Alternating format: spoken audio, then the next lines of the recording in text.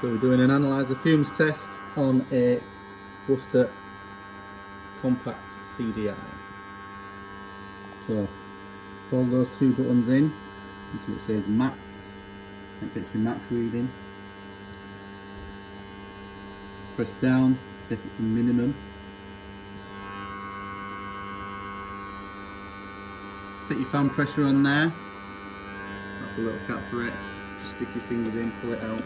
I tell you to take this off, but you don't need to. And then when you want to come out of it, press OK. That's minimum.